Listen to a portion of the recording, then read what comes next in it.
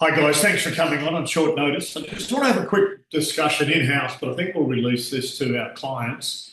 Obviously, we're seeing some pretty bold moves, shall we say, by President Trump, and begging the question, is he under control and strategically on target? But the bigger picture for me, and the question I'm asking now, is how is America continuing to be a solid democracy, the global leader of democracy? Or has it become a plutocracy? So I just want to have a bit of a chat and see your thoughts on that. So feel free to add pros or cons on whether it's a democracy or a plutocracy. My feel is that the cabinet appointments are really favouring ultra wealthy individuals, business magnates, and former corporate executives. Plutocracy, of course, meaning that wealthy people are influencing power more so than the democratic vote. Anyone else want to throw in a pro or a con? Ragga, you want to open up, perhaps? Yes, Paul. So recently, Trump has been rolling out this Project 2025. Basically, this is a plan spearheaded by the Conservative Heritage Foundation, and it outlines a sweeping overhaul of the executive branch and replacing thousands of non-partisan civil service roles with Trump loyalists. This isn't theoretical because Trump has signed an executive order to this effect. This reclassifies many career federal workers and removes job protections as well.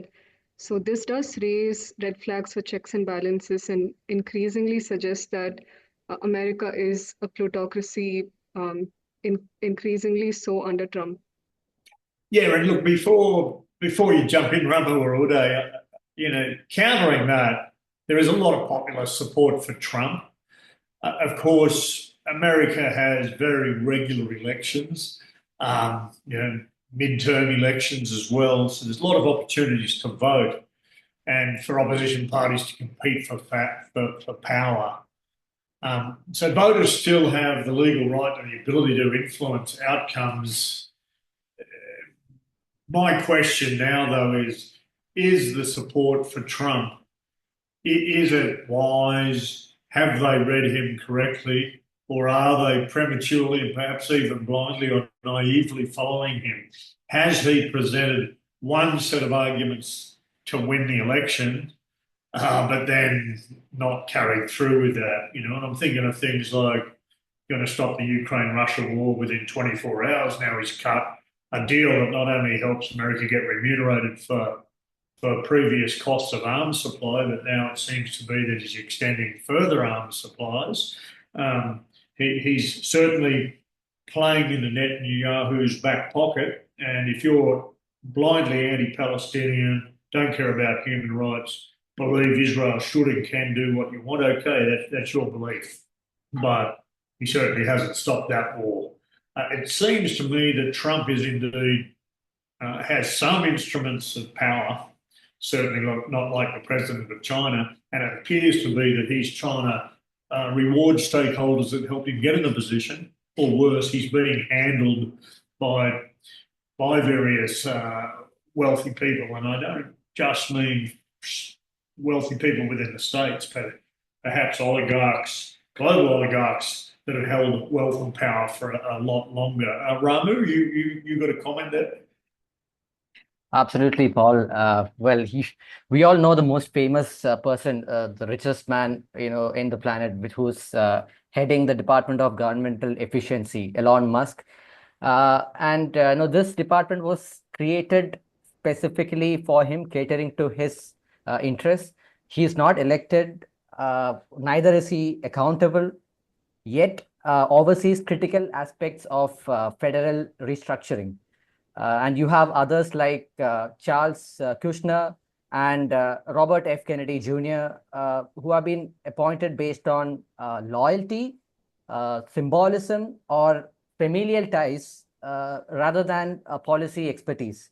So this definitely marks a shift from influence to direct rule. At the same time, I think we are witnessing a transformation in the US election the conduct of US elections from one that is characterized by democratic competition to one that is right now characterized by a sort of a high yield political investing. Just last year, I mean, the top 100 billionaire families spent, I have the stat over here, the top 100 billionaire families in the United States spent $2.6 billion on federal races, much of it to re-elect Donald Trump. And this is more than double what they spent in 2020 when Trump, lost the race to Joe Biden. So, and Musk himself poured around $200 million. And what is the reward? Like enormous tax breaks, heavy deregulation, and unhindered political access. And Trump's proposed tax cuts could save these donors trillions over the next decade. And this is not about support. It's more about return on investment. Trump is quite transactional, be it when it comes to diplomacy or be it when it comes to internal affairs. So political funding has become, like I said, transactional and in a way alarmingly profitable.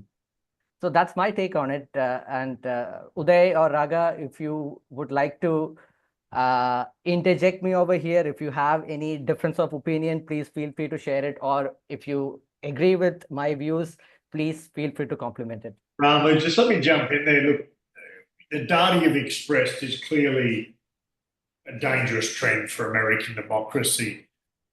Countering that, we are seeing the courts occasionally block executive overreach.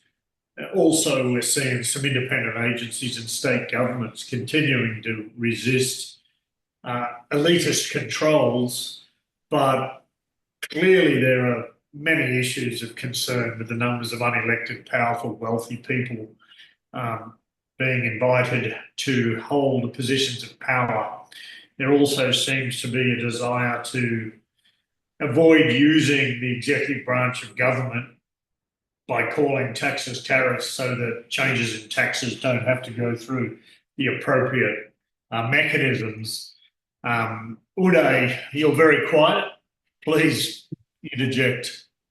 Yeah, Paul, I think I would agree with everyone here. What I would say maybe a bit different is that I don't necessarily believe that America has been the bastion of democracy, in the contemporary world since World War II. It's hidden behind a facade of human rights. But as Dr. Ramu mentioned, their foreign policy or even domestic policy has always been very transactional. I think with Trump coming out, we are seeing how openly transactional it is and how wide it perseveres across the board. But Yes. I don't necessarily think that, there has been a massive shift. It's just there's been more openness to, or we are seeing more of the plutocratic side of the United States, of America, more in the open now, if that makes sense. It does. Raga, what about things like tax and economic policy? How would you see that interacting with, the question democracy or plutocracy? So when we're looking at some of the recent tax policies that are being released by the current administration, it is catering quite exclusively towards the wealthy. It's quite clear that they're emphasizing on lowering corporate taxes and capital gains taxes, and at the expense of the actually disenfranchised people, perhaps.